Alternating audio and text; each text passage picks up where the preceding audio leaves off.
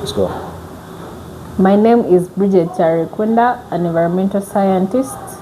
I promote the inclusion of women and girls in leadership for environmental sustainability by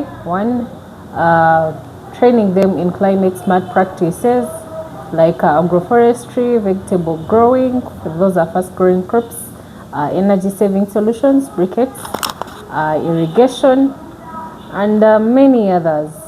We also make sure that they are able to learn from each other. As the saying goes, educate a woman to educate the nation. I believe women can be ambassadors of change in their community. They can nurture their children to be like them, but also influence people in their communities, their own families, to be climate resilient. Now, Mrs. Bridget, we learned that women nowadays, yes, they are the most affected when it comes to the negative impacts of climate change. When it comes to fetching water, they travel long distances, fetching firewood, among others.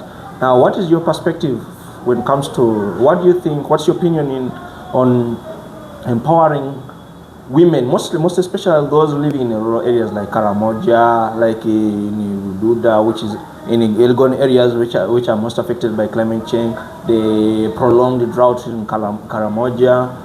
What is your perspective on empowering them, on building resilience amongst them? Well, I believe women need to be empowered, be given the knowledge that they need to address climate change, but also why they are affected by climate change mostly is because the gender roles, the roles society has put on them makes them more dependent on the environment than men. So in cases where they do not have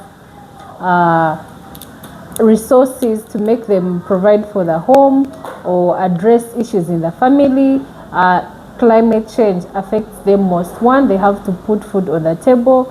Two, they have families to nurture and take care of. So it is more pressing on their side. Once they are empowered, they will be more prepared for such impacts of climate change. We see water scarcity. It is the women who are moving miles away from homes to go and fetch water, but also look for firewood, fuel, that they need to prepare food, to put food on the table for their families.